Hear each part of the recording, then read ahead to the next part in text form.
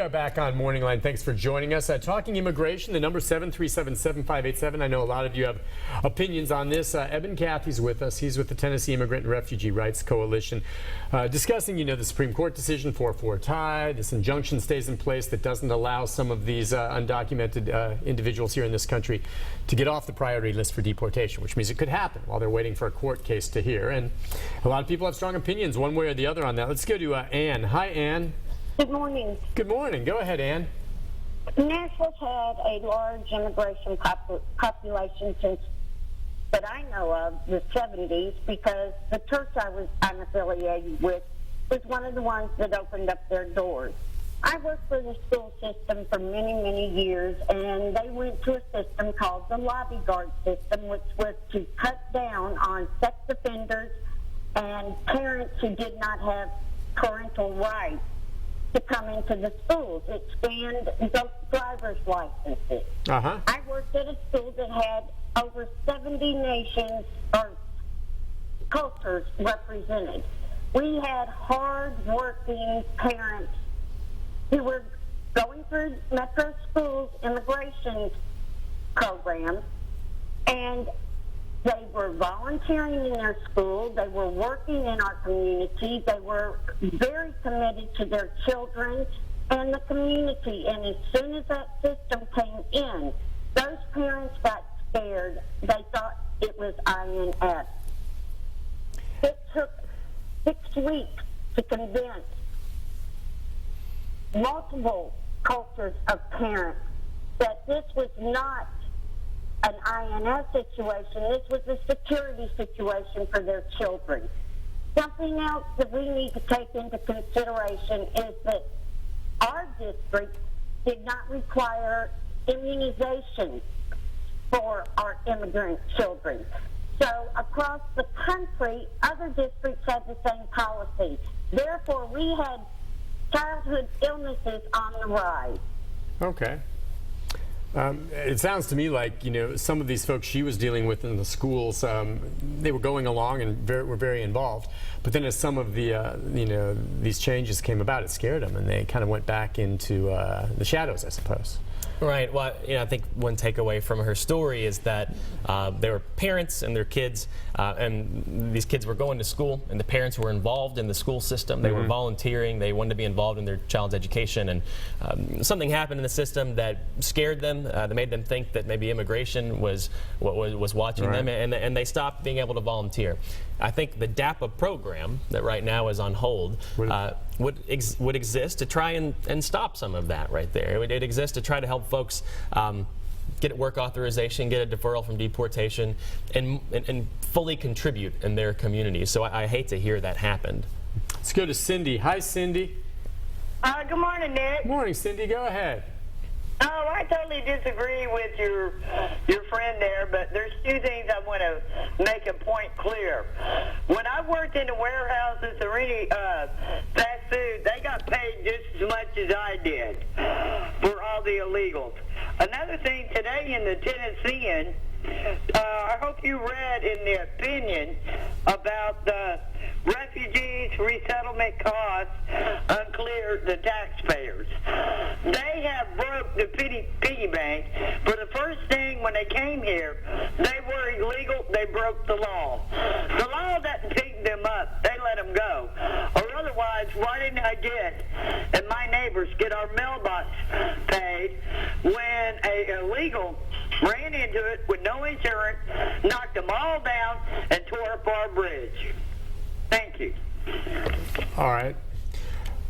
I'm not sure where she was going with all of that, except, she brings up the case that maybe some of these illegals that are committing crimes, and they would not have been covered underneath something like this. But, whether or not, this person who knocked down her mailboxes, when an illegal commits a crime, and there's been some ugly, ugly DUIs and things like this, they shouldn't have been in the country, they got drunk, they killed someone, that gets a lot of attention. And it makes a lot of people angry. It's like, hey, this person shouldn't have been here. Now, of course, a lot of people have DUIs, whether you're here undocumented or you're a citizen. But, that gets attention. Yeah. I worked with a man recently, a few weeks ago, who had a DUI from 9 years ago. He has U.S. citizen kids, and he was recently deported. the stakes are high. If you were Was it here, they tracked him down after the fact, or what happened? I think he had been in proceedings for a long time, trying to find a way to stay here with his family, who depends on him, and he is the breadwinner. The point is, the stakes are high for undocumented immigrants and for immigrants. Yeah. I think if you commit crimes, not only do you go through the criminal justice system, just like everybody does when they commit a crime, but you could possibly be deported. And that's the system that we have right now. Also, I want to reflect a little bit. I don't want people to get away from our values as Americans. In Japan, if you're not born Japanese, it's kind of hard to become Japanese, right? If you're French, it's hard to become French just by moving to France. But in the United States, if you are willing to work hard and you want an opportunity to increase your lot in life, you are an American. That is what we are founded on. And I think that when we get away from remembering that, when we're saying refugees aren't welcome here or immigrants aren't welcome here, that goes against who we are. This is the United States of America, and what makes us special is that we welcome all people who want to come here and they want a better shot at life. That is what makes our nation special. And I just feel like sometimes the rhetoric gets away from there. I hope that we can keep in mind that our values align with having an immigration system that will let people stay here, let them continue to contribute, let them work hard, let them find a way to raise their families here, and be a part of this nation. And I'm really sorry to hear about that mailbox. Let's go to Judy. Hi, Judy. Hey, Nick, Judy. Morning. I don't begrudge anybody coming into this country and having the same privileges as we do, as long as they come here legally. I'd like to know why they discontinued Ellis Island. My grandparents came through Ellis Island. They were documented when they came in, right down to the ship that brought them into this country, their birth date, their sex, and everything else. They also had to have sponsors when they came here. They either have to have a relative or a church organization to help them become part of the community. Now, everyone here comes willy-nilly. They come over the borders. We even have to make special needs for some of the kids that go to school here with interpreters as to teach these children, when some of our kids don't even have some of these privileges.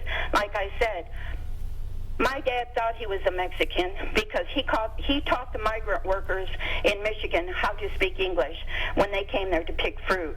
And so we've always had Hispanic friends, but I don't think that they need to have all these privileges, be undocumented as far as their driver's license and whatnot, and not be legal. Okay. I hope for an immigration system that gives folks an opportunity to be legal, to apply for a deferral from deportation, to get work authorization.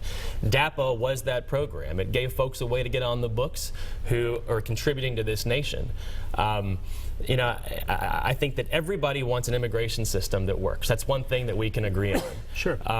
In terms of privileges, to be undocumented, there are no privileges. See, that's what I'm scratching my head. The rhetoric has gotten out there to the point, regardless of how you feel about the issue, I just don't see these huge privileges that you're getting if you're an undocumented immigrant in this country. Now, she talks about maybe some programs as ESL, English as a second language, in some of the schools, and maybe to try to help get them up to speed. But I simply don't see these massive privileges the undocumented are getting here at the expense of Americans here. And I do, figure, if you're going to be here, if we can find a way to keep the influx coming in, and she mentioned Ellis Island. My grandmother came through Ellis Island as well. But fine. But once they're here, I sure would rather have them contributing than doing nothing, as long as they're here and we can't get them out one way or the other. You know what I'm saying?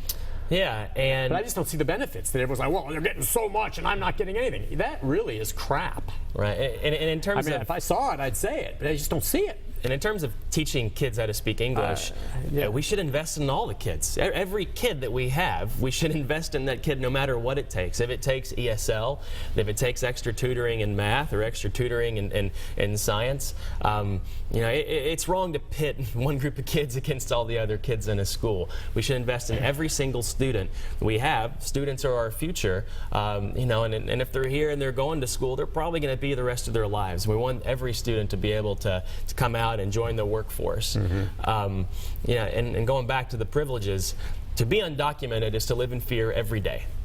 Yeah, that would suck. It would Live in suck. fear every I mean, day. So there are no I privileges. just don't see it. Now, and like I said, I don't see the privileges. On the other hand, though, for a lot of people, the bottom line is if they're not here legally, that's an issue. There's a lot of law-abiding citizens, and they just don't understand why. They should be cut some slack if they're here illegally, whether they're getting benefits or not. And again, you can debate that. Obviously, she thinks they're getting a bunch of benefits, which I just don't see it. Let's go to Kim. Hi, Kim. Hi. Hey, go ahead. Hi. Okay, well, y'all are a little bit mistaken. Back some years ago when they wanted to be able to give the people the right to vote, without necessarily being a citizen, it had something to do with that. It was around election time. But they made it to where it wasn't required to have a Social Security number to get your driver's license. It also was not required to get TennCare. And I don't know about presently, but for a time, it wasn't required to get food stamps. Okay, but I was working with seniors, enrolling them in Medicare HMO. They were living on Social Security with some of them very bad health. They were being kicked off the TennCare, couldn't get back on it. Trying to get a supplement to cover what Medicare didn't cover.